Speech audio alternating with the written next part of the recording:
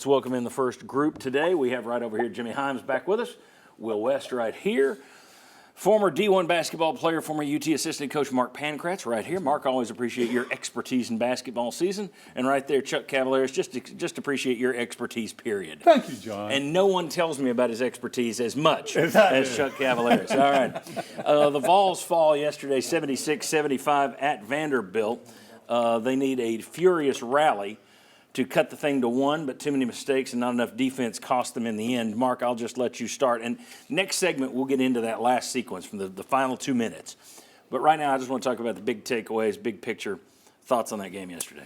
Really, we kind of are what we are, aren't we? I mean, you look at it, we shoot about 50% from three. We take care of the basketball. We do a lot of good things. I give Vanderbilt a lot of credit. They made big shots. They played really well. But we're not that elite separator. We're not one of the top two elite teams in the SEC. We got exposed inside again. Vanderbilt did a good job of getting some switches, and we get exposed. They put the ball inside, and we have a tough time guarding the inside. Look what happened against Florida. The points in the paint, the second chance points, all those toughness things inside, we got exposed again. Obviously, with Zakai in the game, if not in foul trouble, that's different. But I just look at this basketball team as we're really good.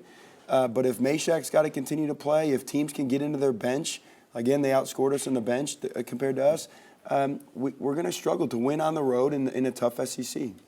Gentlemen, takeaways? I thought it kind of plays on what Mark said. Tennessee, with the switching defense, they screwed up a lot, in particular the end of the half, and Rick Barnes was concerned about that. He's also concerned that two of your seniors fouled three-point shooters, which led to four-point plays. Tennessee's bench didn't really come through. They got 29 points against Georgia. They had 8 against Vanderbilt. Or maybe it was 4 against Vanderbilt, sorry. And then as far as points in the paint, Tennessee was outscored there. They were outscored on second chance points. Yeah, 18-9 on the second chance points because Vandy just got the offensive boards all day. Yeah, and what's kind of hard to figure, to Mark's point as well, about not defending that well inside. So Akpora has 4 blocks. Yeah. That looks good, right? However, they gave up a lot of inside points, either second chance points or feeding it to the guy that came off the bench that got like 14 points and 10 rebounds. I think Tennessee's guards are doing way too much. Last night, Tennessee's guards 12 of 34 from the floor. Your bigs were 12 of 15.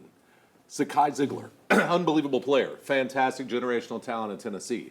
Zakai Zeigler has one of his last 9 games, he's shot better than 36%.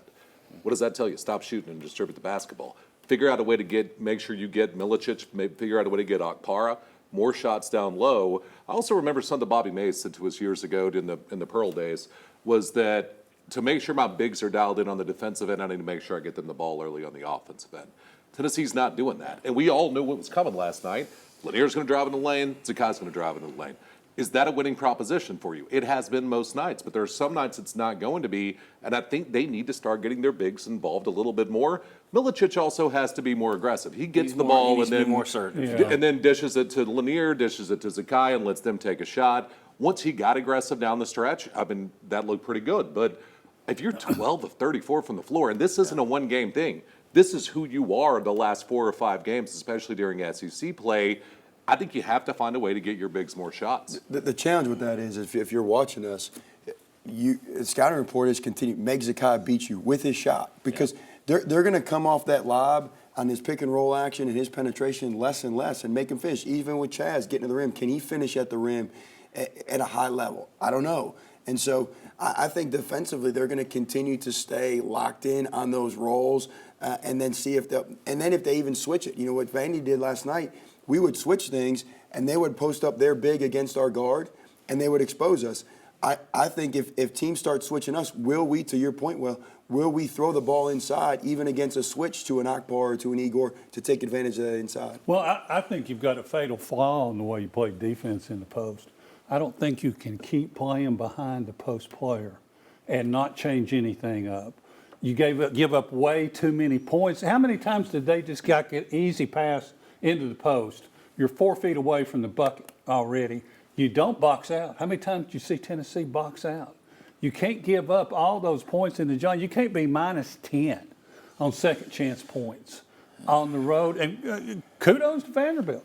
The Memorial Gym was live again. I think a Nashville columnist said Vanderbilt's back. Well, in that's the because SEC. I said last week that the Memorial Magic hasn't really bit you in recent years. if I had said, "Oh man, that place is a death trap, you're doomed," Tennessee would have won 88-7 yesterday. But I didn't, so there you go. John, here's another thing, too. So Zakai Zeigler goes out with 2 fouls with about 7:10 left in the half.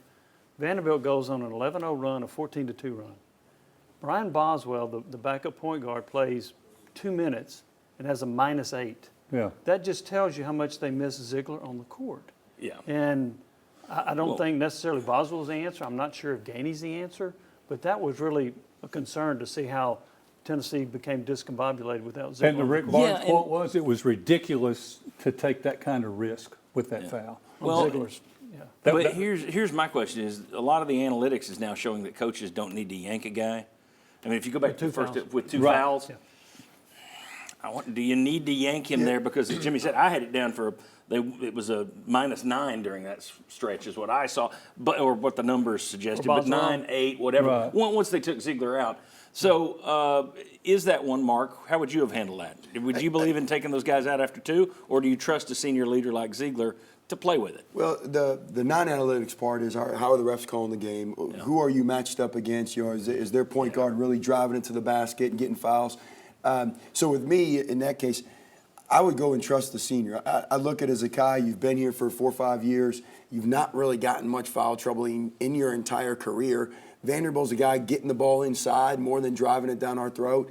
And so I would have gone the route. Maybe take them out, but if it's not going the right way and they're gaining momentum, Right. then you put them back in. But the other side of that is if it gets too long and you go like 3 minutes left in the half, then he's like, all right, you've been sitting here for 10 minutes in real time. Yeah. Now are you out of the flow? And so there's a lot that goes into that. Well, and I also want to, we also talk about the fact that Rick Barnes needs to give him more breaks because he's averaging 34 minutes. So I understand that I'm now turning around saying, should they have taken him out there? Well, you're going to have to take him out somewhere. You can't just let him play 40 minutes a night. Didn't it feel like that was his 3rd foul to me? I mean, when I'm watching it and the way they kept him on the bench, and it was his 2nd foul, right? Yeah.